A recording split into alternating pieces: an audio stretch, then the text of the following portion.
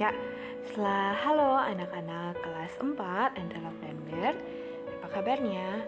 Nah, hari ini kita akan melanjutkan pembelajaran Bible Studies mengenai 10 perintah Allah. Namun sebelumnya, apakah kalian bersemangat untuk pembelajaran hari ini? Nah, sebelum belajar, jangan lupa untuk berdoa terlebih dahulu. Silahkan di pause videonya untuk anak-anak bisa berdoa meminta hikmat Tuhan agar pembelajaran hari ini anak-anak bisa pahami. Oke? Kalau sudah berdoa, mari Ibu Bella mau mereview dulu nih. Masih ingat tidak perintah Allah yang ke 1 sampai 7? Oke, silahkan di pause lagi videonya anak-anak, karena kita akan melihat nih apakah anak-anak masih ingat perintah Allah yang pertama dan ketujuh. Oke, setelah di pause silahkan disebutkan ya. Oke, kalau sudah, kita mau lihat nih, ternyata di dalam perintah-perintah tersebut menunjukkan bahwa Allah itu sangat mengasihi manusia. Mengapa?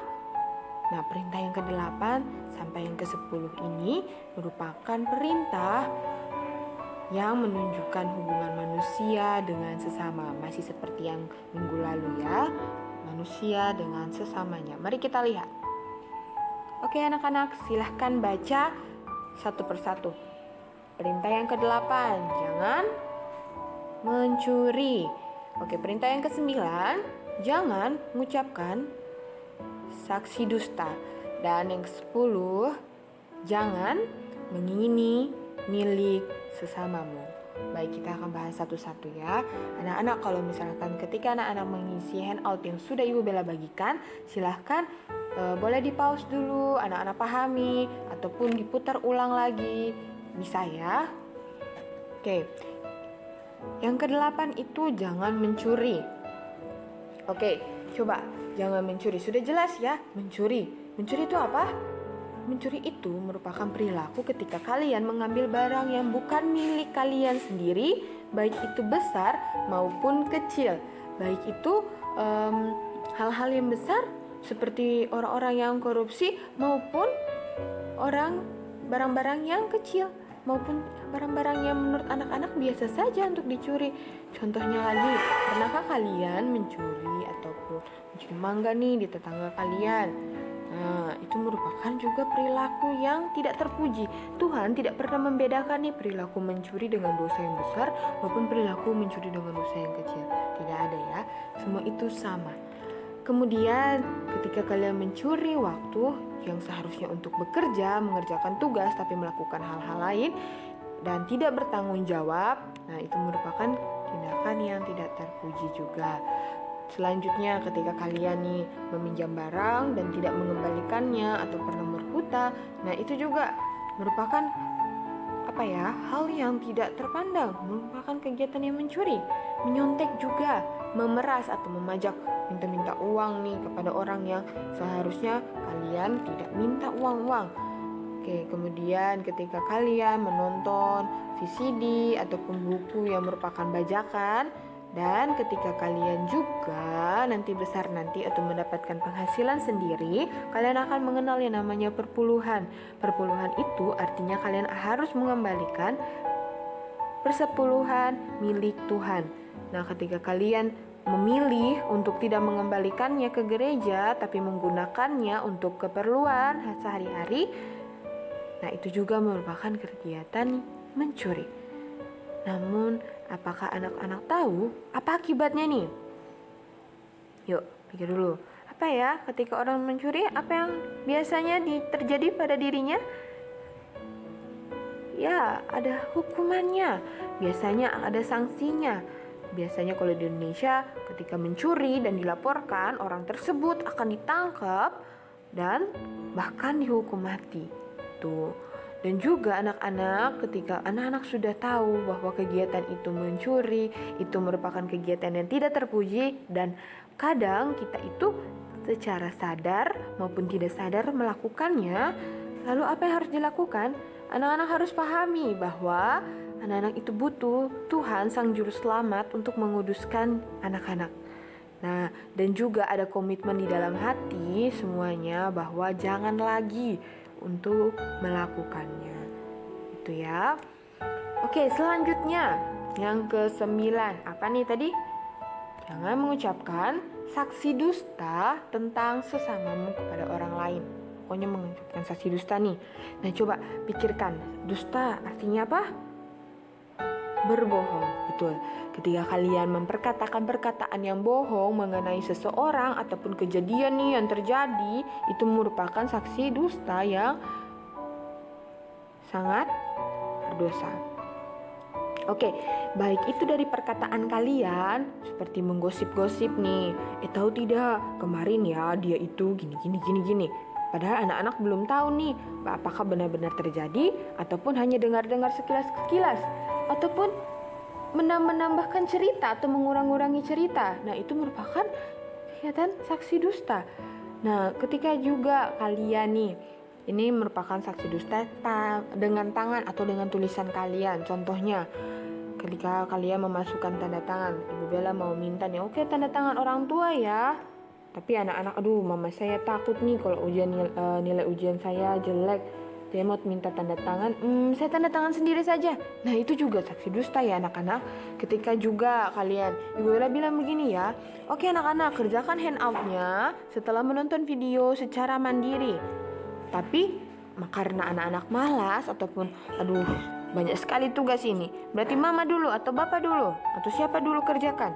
Nah, itu juga tugas orang yang seharusnya anak-anak kerjakan, tetapi orang lain yang mengerjakan dan bilang bahwa anak-anak yang mengerjakan secara pribadi, itu merupakan perilaku saksi dusta ataupun berbohong. Kemudian juga dan tadi tuh dari perkataan, dari tulisan dan juga dari sikap kepura-puraan, pura-pura sedih, pura-pura munafik. Oke anak-anak.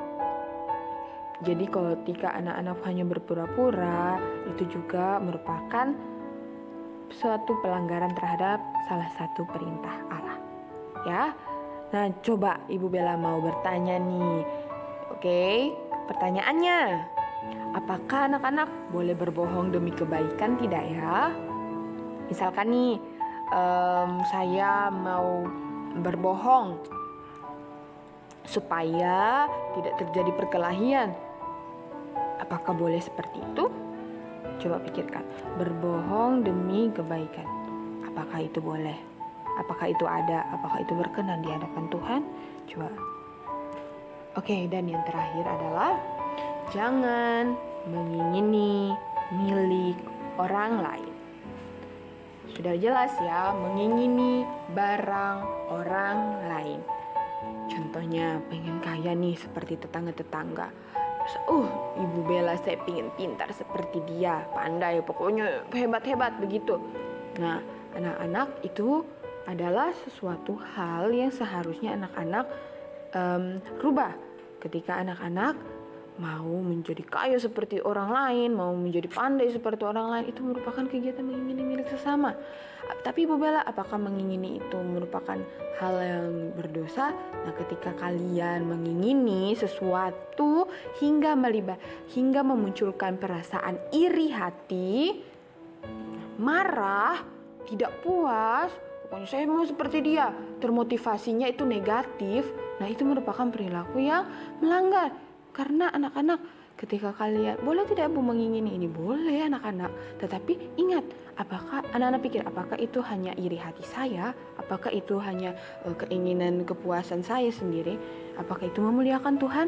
Apakah ini merupakan perasaan ketidakpuasan tentang apa yang Tuhan sudah berikan? Karena anak-anak tadi seperti tadi, mengingini milik sesama merupakan akar-akar dari dosa-dosa lain. Contohnya ya, kalau kalian pengen sekali, akhirnya kalian apa? Mencuri. Ketika kalian ingin iri-iri hati sendiri, maka kalian akan mengucapkan saksi dusta. Nah, anak-anak harus sadar bahwa ketidakpuasan, iri hati itu merupakan perilaku yang tidak baik. Nah, apa yang harus dilakukan anak-anak? Lihat teladan kasih dan kesabaran. Coba banyak di Alkitab sekali tokoh-tokoh Alkitab yang menunjukkan teladan kasih dan sabar. Contohnya ya Bapak Musa nih. Nah, Ingat anak-anak, bukan bapak Musanya yang anak-anak lihat, tapi bagaimana Tuhan yang membuat dia bisa bersabar kepada bangsa Israel yang sangat tegar tengkuk.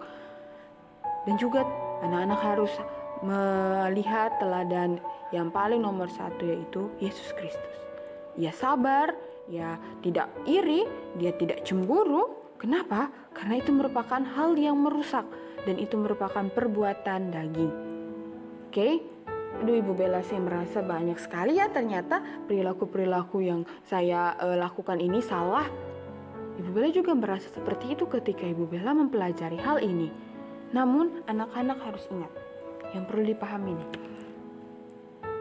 Tujuan dari 10 perintah Allah ini agar manusia tahu hidup seperti apa yang Tuhan kehendaki, yang Allah kehendaki bagi manusia.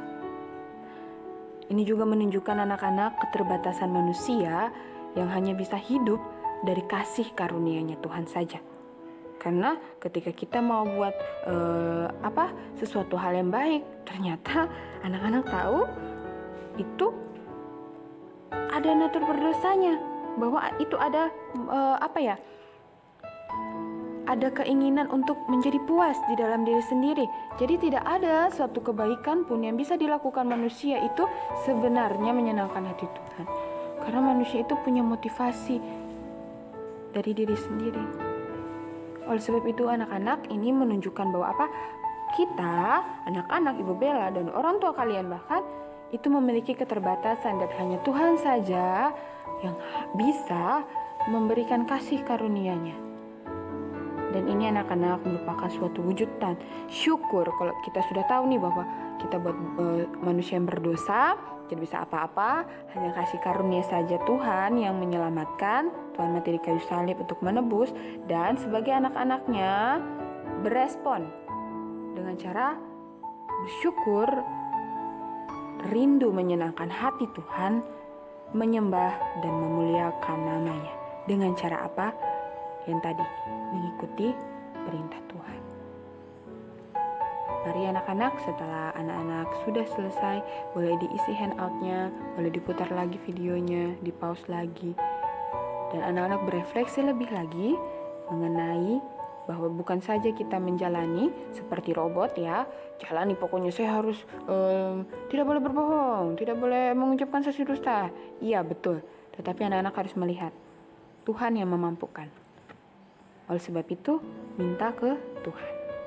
Ya anak-anak ya, sehingga kita semakin diperbaharui tiap harinya, semakin mengenal Tuhan dan mengetahui kehendak-Nya. Mari anak-anak berdoa secara pribadi, di pause videonya. Kita anak-anak berdoa, mengucap syukur dan meminta pertolongan Tuhan untuk bisa menjalaninya. Terima kasih untuk pembelajaran hari ini. Semoga anak-anak semakin terberkati dan lebih menyenangi belajar bersama Tuhan.